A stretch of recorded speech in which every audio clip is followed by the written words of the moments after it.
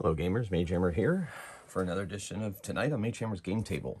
For tonight, I am going to be creating characters for my next series of videos featuring my role-playing game, Delves and Dangers.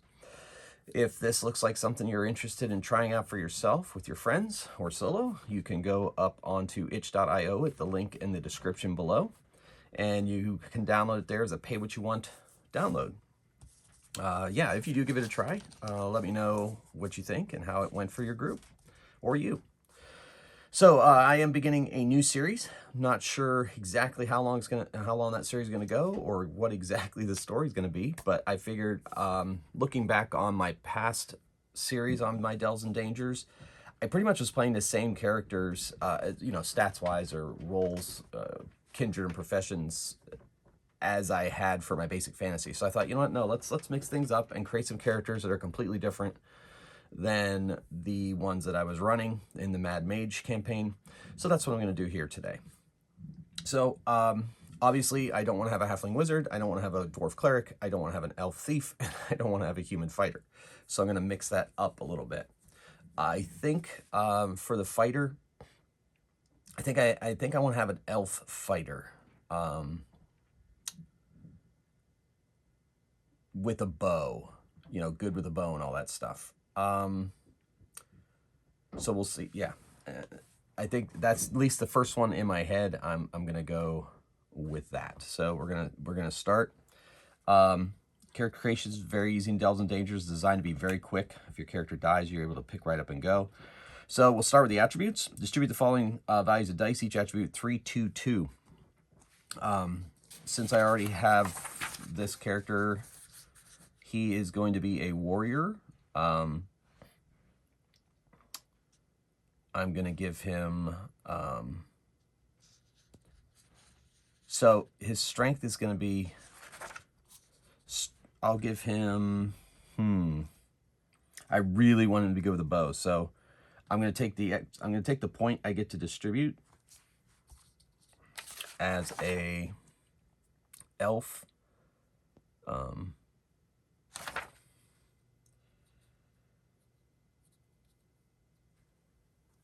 So yeah, okay. So 3, 2, 2. So I really want him to be good with the bow. So we're gonna put 3 in agility, 2 in strength, and 2 in mind.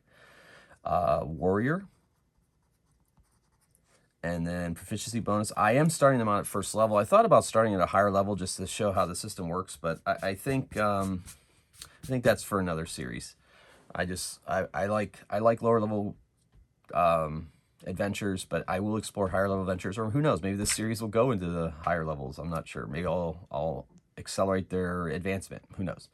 Anyway, but I am starting them at first level, so that proficiency bonus is going to be +1. Armor. Now, there's no reason this character can't wear chainmail,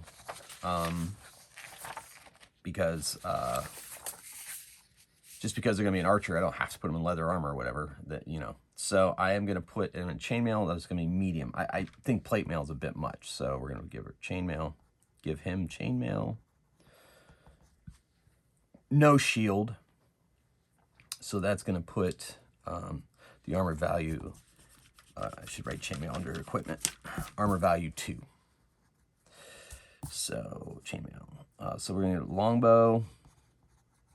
Give him 20 arrows. Carries a lot of arrows. And then chainmail. And of course, classic traveler's pack that contains whatever your delve director wants you to have. And so elf is kindred, profession warrior. All right, so let's do his resistances. So warriors get a +1 strength resistance. So, and elves get a +1 mind resistance. So we're going 3, 3, 3. So all resistances are 3 there. That's fun. Okay, starting stamina in this game is strength times 3 plus 6. So that's 12. 3 times 2 is 6, plus 6 is 12. kindred abilities, make a quick note of those. Plus 1d on perception rolls. +1 with bow, with short or longbow. And then already got the +1 mine resistance, and then the move is 30 feet.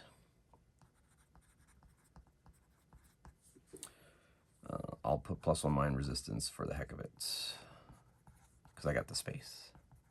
But if when I transfer this to a note card, I'll probably leave that part out because it's already factored in. All right, so profession ability, warriors get +1d to attack rolls with all weapons, and then +1d per 3 level. Yeah, just and then +1 stamina per level to remind me. So that makes his stamina 13. Okay. And can use any weapon, and gets a strength resistance buff, which we've already done. +1 strength resistance. Cool. All right, not using spells or PowerPoints since he is a warrior. Proficiency, all weapons.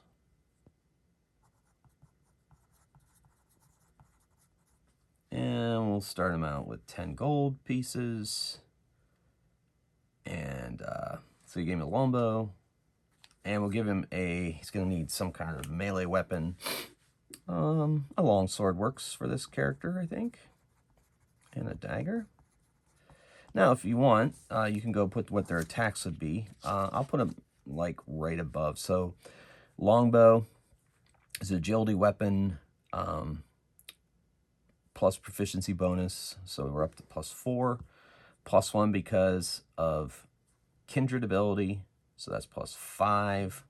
And warrior +6. So that's six dice with the longbow to attack. So once again, agility 3, proficiency bonus 4, with the bow 5, and then +1 to attack rolls 6. So 6 dice with the longbow. The long sword uses strength, so that is, since she has a higher agility, I could make that a short sword, and that would increase, yeah. He's going to take a short sword instead, because light weapons can use agility for their attack roll base. So 3, 4, 5. So 5 with a short sword. 5 dice. Dagger, pretty much same thing. Because you use agility as a light weapon.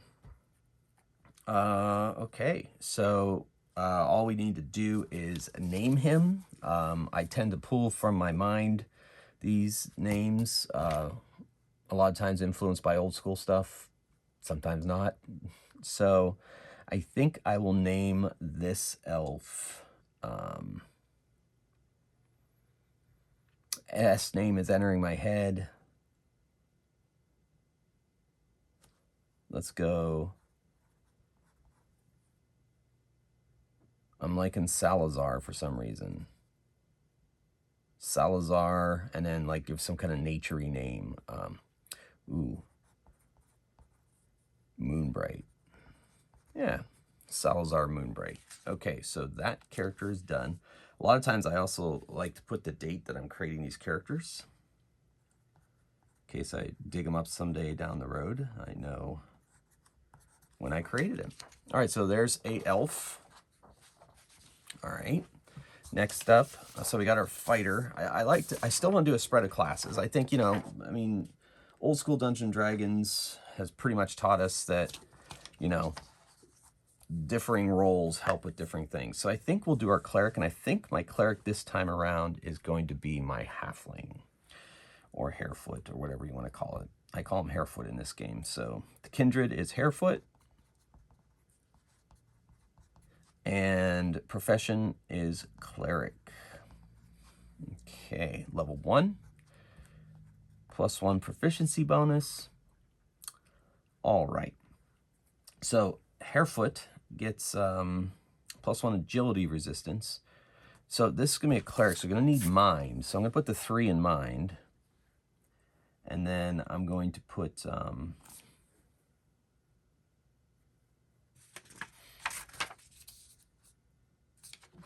so that's 2 in strength and a 2 in agility. All right. Okay, so the Harefoot, strength resistance, playing a cleric, so they get mind resistance, and Harefoots get agility resistance. So strength resistance is going to be 2, agility resistance is going to be 3, and mind resistance is going to be 4. So there's the resistances. Stamina, 6 + 6. So as of right now, that's a 12. Armor, I'm going to give him chainmail.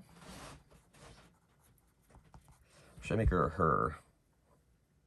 Sure, I haven't played a female Harefoot in a while, so I'll make her a her. So chainmail. Probably give her chainmail and shield. So that's going to bring up her armor value to 3. So chainmail, shield.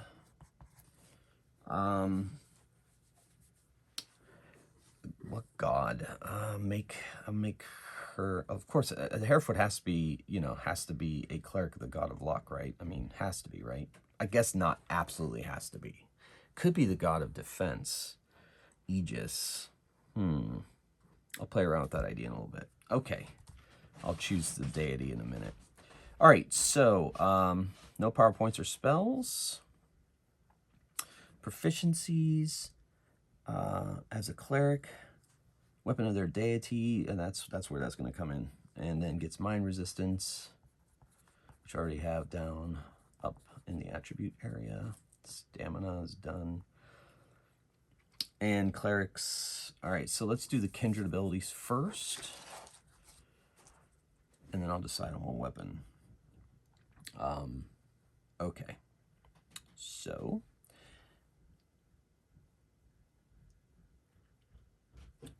plus 3d attack rolls versus undead or extraplanar creatures. All right, and then they get an additional +1 for every level divisible by 3. Martial training gets +1d to attack rolls at first level, and then +1d per 4 levels. Not as good as a fighter or warrior, but still good. Also create healing stones. The all-important healing stones. The engine that allows adventure to work. All right. Oh, wait. Oh, man. These are the profession abilities. I put them under kindred abilities. All right, so now this column becomes profession abilities, and this column will become kindred abilities. I'm going to put them onto note cards anyway. This is just for creation. All right, so Harefoot kindred abilities. Reroll 1 die on any roll. And then +1d to stealth rolls. To stealth, even though it's cleric, and then chainmail, which is going to give him a penalty to stealth rolls, but that's okay. He's not going to be, she is not going to be stealthing around that often. And then +1 agility resistance. Yeah, good. All right, then I guess what it comes down to is figuring out who her god is going to be. I guess Retha would be the goddess of luck. She is probably, you know what? Let's make her Aegis. All right. So her god is going to be Aegis. I'm trying to remember which weapon my goddess I don't think I have close by. Let's see if I have it on my PDF. Bear with me here real quick. I'm going to need to know this anyway for my other character, possibly. All right, yeah, so I'm basically looking up the favored weapon of Aegis. I think it's Warhammer, but I'm not 100% sure.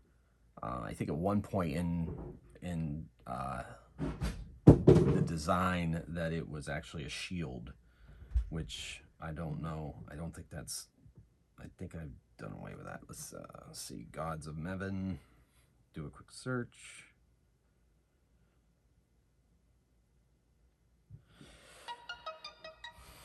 Oh, God, email.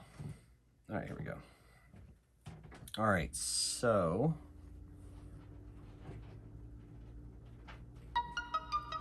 Aegis is a shield.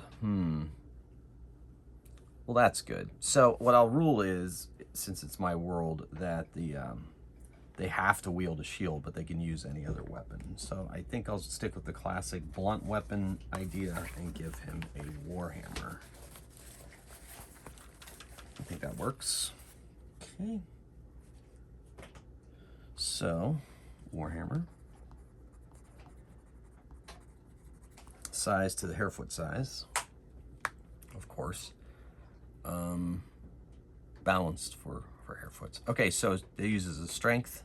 They get +1 for the proficiency and +1 for attack rolls, so that's going to give it a 4 dice with the warhammer. All right, Traveler's Pack. And then for all my adventures, I start out at first level. I have them start out with healing stones provided to them by the cleric. So the elf Salazar will also have a healing stone given to him by his friend here, and she has also provided herself with one. Now we need to get a name. We'll put deity Aegis. All right, so name. I love making halfling names. I think she's going to be a pretty fierce protector, so I'm going to give her a very sweet name. You know what? I'm about as sweet as it gets. Honey Underwood. Honey Underwood. Cleric of Aegis. All right, so Honey is done. Now I have my cleric and I have a warrior, and then of course I'm going to create a thief and a fighter. I just think, like I said, I like to have the spread. I mean, someday I probably could play it and just like maybe play an entire party of wizards or fighters or whatever, but I like the variety. So now we need to create our thief. So I guess our thief, now I have to decide who I want the magic user to be. The magic user could be dwarf or human at this point, because I want to have one of each of the races. So I think we'll do a dwarf magic user. So we'll do a human thief. All right, so we got a thief, human, level 1, efficiency bonus +1. It's gonna have leather armor pretty much, so that's 1 armor value. So leather armor. I love the short sword for thieves. Maybe this thief will fight with 2 short swords. Ooh. Now, if my fighting with 2 weapons rules are, character may fight with 2 weapons. At least one of the weapons is a light weapon. When attacking with 2 weapons, the character makes a single attack roll using the character's primary hand, adding a +1d to that attack roll. So in other words, in my game, both your attacks have to be against the same opponent rather than actually, and it gives you a bonus. Instead of making 2 attacks, you use 2 weapons on 1 target. And that's how this is going to work. That's how it works in my game, at least. I mean, I suppose if a Delve Director wanted to you know, change that rule, obviously go for it. I think it, you know, it sticks with the rules light version of this, and it, you know, I think it works in my play tests. I thought giving 2 attacks would have been a little too powerful with the number of dice that get rolled in this game, so that's kind of a little bit of a insight into why I have made the decision to do dual weapons that way. So the danger director here, I said Del director, danger director, whatever you want to call it. I went back and forth when I was designing the game, and I think I finally went with danger director because they tend to be more in charge of the dangers, and not everything's done at delve all the time either. So, all right. So this thief is human. So the cool thing about humans in this game is they get an additional point to add to any attribute. So we're gonna make this thief extra good instead of extra good at agility. So I'm going to put the 3 in agility plus 1 for their human. So strength 2, mind 2. They're going full on specialization. All right, so humans also, humans do not get a resistance bonus, mostly because the attribute bump does that for them. But however, thieves do get an agility resistance bonus. So 5 agility resistance, that's massive. Love it. Strength resistance as a thief is going to be 2, and mind resistance is 2. So not so great in those areas, but definitely great agility. Like I said, focused. 12 stamina. 2 times 3 plus 6. Then kindred abilities, plus 1 attribute point. And then also, move 30 feet. Oh yeah, I forgot to put down the movement for the harefoot. So the harefoot's movement is 25 feet. Move 25 feet. Okay. Alrighty. And then, maybe if I update these character records, I'll put move here. I mean, there's nothing wrong with putting it down under the kindred abilities, but either way. Doesn't matter as long as they know how much they move. All right, so plus 1 attribute point, that's pretty much it, and the 30-foot movement, which I already have. Profession abilities, however. Okay, so they have plus 3D attack rolls, engaged or unaware opponent versus engaged or unaware. So that comes in handy. And that goes up plus 1D per 3 levels. And then they get plus 2D to stealth and thievery, whatever, you know, your traditional thievery abilities from role-playing games. And that's plus 1D at 3 levels. And they get, their proficiencies are one-handed weapons,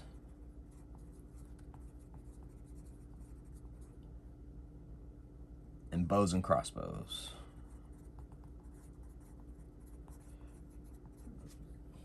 I think I'm going to give this one throwing daggers. So it has, he has 2 short swords.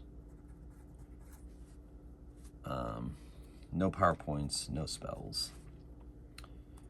And so I guess what I need to do is tally up these points. So short sword.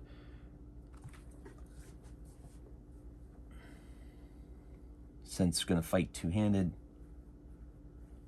short sword's a light weapon, so it can go with agility. So 4 plus proficiency bonus 5. Yes. All right. So 5D. So if he attacks with just 1, it's 5D. If he attacks with both short swords, it's 6D. Okay. All right. And so name. Let's give him Should we give him an awkward name? Like he was a name that would get him bullied when he was a youngster, or yeah.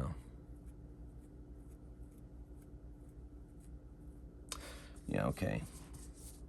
Maybe not. No, let's give him more of a regal name. Because if he was bullied, then that would be ironic. So we'll say Reginald. I don't know, Thornton just popped into my head for some reason. Thornton. Reginald Thornton.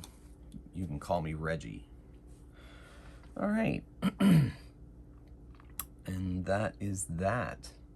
So Reginald, the thief of the party, is done. And now we have a dwarf magic user to make.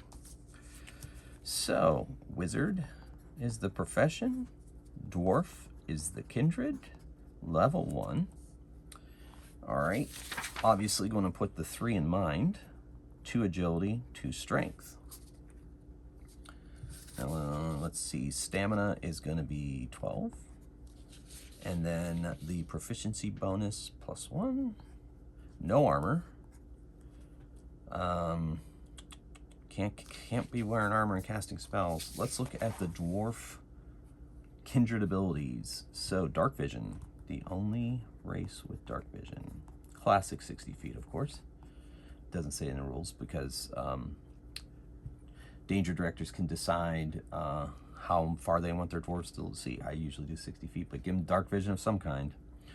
+1d with axe or warhammer. Classic. +1 strength resistance. And 25-foot movement.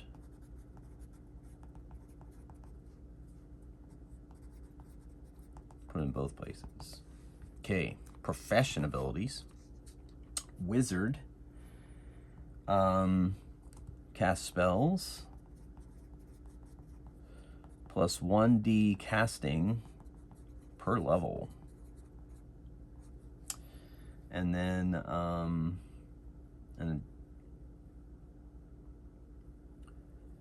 spell focus. You have to have a spell focus. And they are good with dagger, club, staff, light crossbow, and they get mine resistance. So, as a dwarf, gets a strength resistance. So that makes his strength resistance 3. As a magic user's agility resistance is 2, not the best. And mine resistance is 4, because as a wizard gets +1 mine resistance.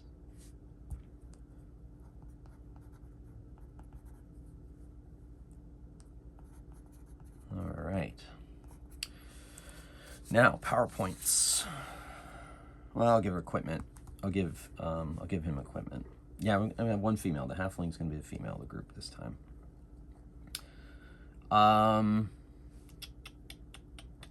No armor. Weapon. He is a frustrated dwarf who wants to wield a warhammer. The closest thing he can get to that is a club. So, club, I believe, is a light weapon in this game. In my game, yes. So that is a 4D with the club. Spell book.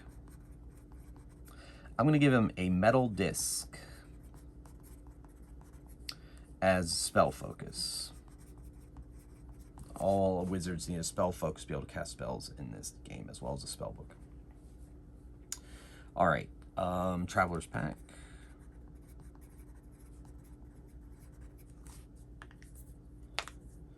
And then PowerPoints. So PowerPoints are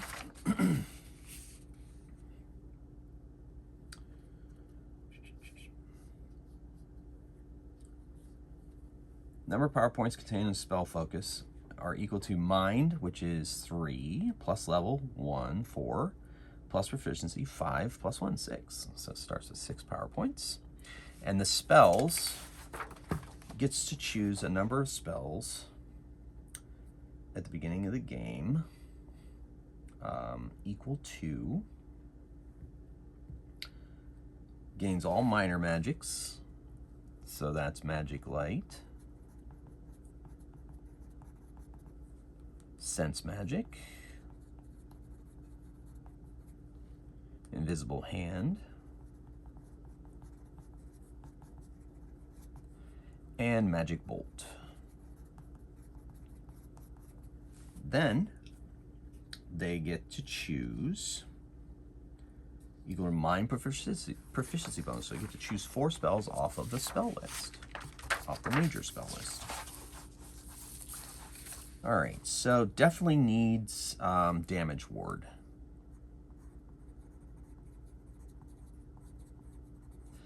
Which costs 1 power point.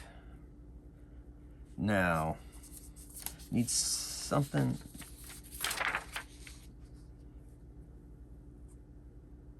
I think I think I'm gonna give him fly.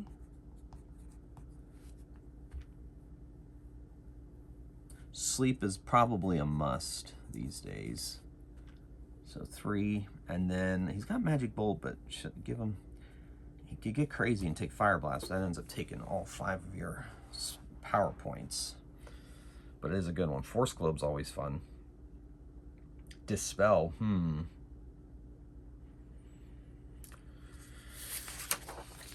Or Lightning Bolt, or Open Up. They do have a Thief in the party, so probably don't need that. Resistance to help against spells.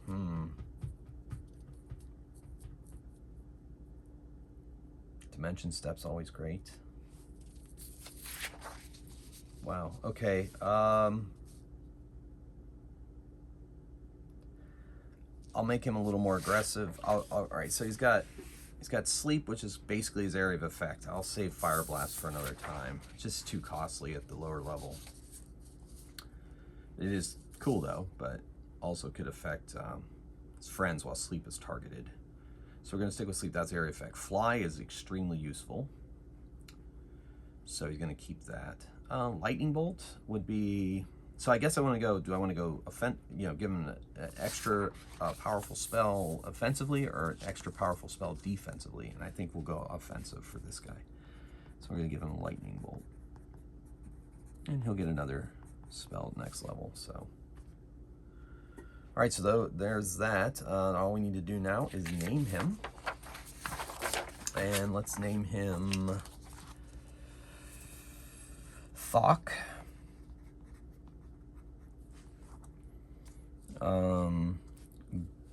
I always like to throw the word glow out there for magic users for some reason. Glow Anvil. I had a Glow Pebble and other things, so I'm going to go Glow Anvil. Thok Glow Anvil, Dwarf Wizard. All right, so I have my party here created, and I'll put them on the note cards to make them a little bit when I go to play my first adventure with this crew. So Reginald Thornton, Human Thief, also known as Reggie. Here, I better put Reggie up there, I'll forget. Reggie, the Human Thief. Salazar Moonbright, the Elf Warrior. Archer Supreme. And then Thok Glow Anvil, Dwarf Wizard. And Honey Underwood, Harefoot Cleric of Aegis. Great, so there they are, folks. I will be posting their first adventure very soon. So thank you for watching. If you have any questions about Delves and Dangers and how the characters came together, or you just want to let me know how that went, let me know. As you can see, this video with preamble is 34 minutes. I was able to create 4 characters in basically a half hour. So that's one of my design goals I wanted for my game, and I think I have achieved it. Okay, thank you so much for watching, and until next time, keep on rolling dice and playing games, and I'll see you in the next one. Mage Hammer out.